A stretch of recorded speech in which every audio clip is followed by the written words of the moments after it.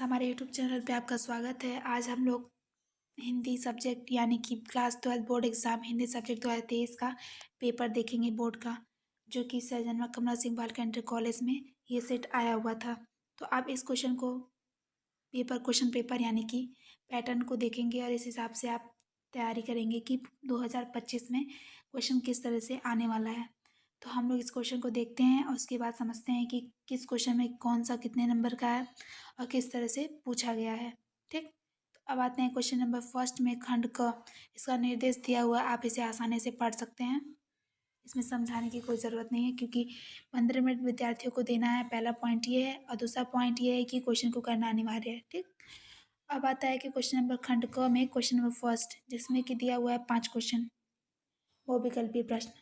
खंड क में गद्य और पद्य दिया होता है। गद्य में 5 क्वेश्चन दिया हुआ क्वेश्चन नंबर फर्स्ट, पद्य में 5 क्वेश्चन है क्वेश्चन नंबर सेकेंड। सब में आपको ऑप्शन डी टिक है, यानी कि क्वेश्चन नहीं लिखना है, आंसर लिखना होता है। मैंने आपको बाकी के पेपर में बताया है कि क्वेश्चन नहीं लिखना होता है, ऑप्शन लिखना होता है, तो आप ऑप्शन ही लिखिएगा, यानी कि करेक्ट ऑप्शन जो आपका सही होगा। अब आता है क्वेश्चन नंबर थर्ड, जिसमें दिया हुआ है व्याख्यांक गद्य का।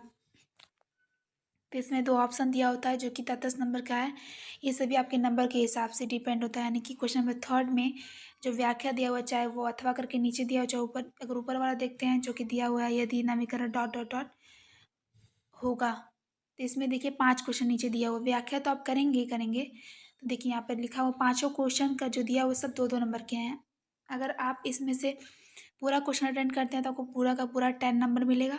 लेकिन अगर आप नहीं अटेंड करते हैं, यानी कि अटेंड करना तो कंपल्सरी है, लेकिन आप क्वेश्चन नंबर थर्ड में जो ऑप्शन दिया है, जैसे उपरोक्त गद्यांश का पाठ लेखक का नाम लिखते हैं आप, तो 2 नंबर आपको यहाँ मिलेगा। रेखांकित अंश की व्याख्या, यानी कि ऊपर जो दिया हुआ लाइन उसकी व्याख्या जहाँ अंडरलाइन किया गया है उसका व्याख्या लिखेंगे तो आपको 2 नंबर मिलेगा। फिर जो दिया हुआ है कि कुठारघात का आसार स्पष्ट कीजिए, ये करेंगे आप तब भी 2 नंबर मिलेगा। क्वेश्चन नंबर घ करेंगे भाषा की सीधा संबंध किसे कहते हैं, तभी आपको 2 नंबर मिलेगा। लेखक के अनुसार नए शब्दों का उपयोग न किए जाने पर क्या परिणाम होगा, ये भी 2 नंबर का है। यानी कि इसमें 5 क्वेश्चन पूछा गया है, पाँचों क्वेश्चन सॉल्व करेंगे तो आपको पूरे टोटल 10 नंबर मिलेंगे। अगर आपको 4 क्वेश्चन सॉल्व करना है तो आपको 8 नंबर मिल सकता है। आप अटेम्प्ट तो आपको पूरा ही करना पड़ेगा।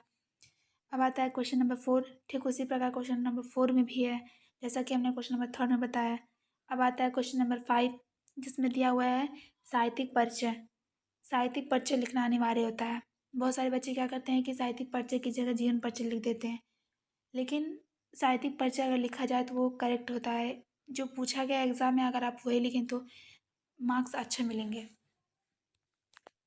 तो आप साहित्यिक परिचय पूछा गया है तो तीनों में से किसी एक लेखक का लिखना है, तो आप जिस भी लेखक का लिखेंगे आपको 5 नंबर मिलेंगे।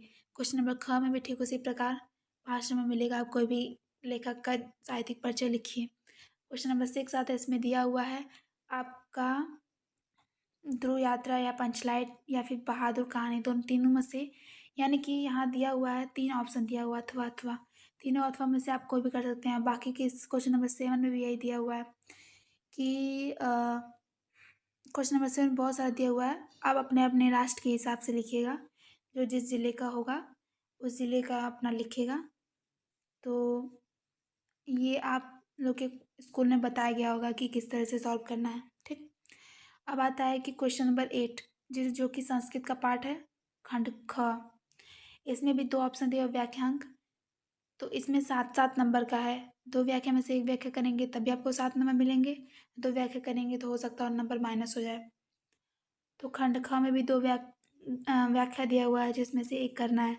क्वेश्चन नंबर 9 जो है, इसमें क्या है कि ये मुहावरा है जो कि 1-1 नंबर का है। इसमें से कोई 2 मुहावरे करने हैं। ठीक, क्वेश्चन नंबर 10 जो है वो सब 1-1 नंबर का क्वेश्चन है। क्वेश्चन नंबर क में भी 3 ऑप्शन है, आप कोई भी टिक करेंगे आपको 1-1 नंबर ही मिलेगा।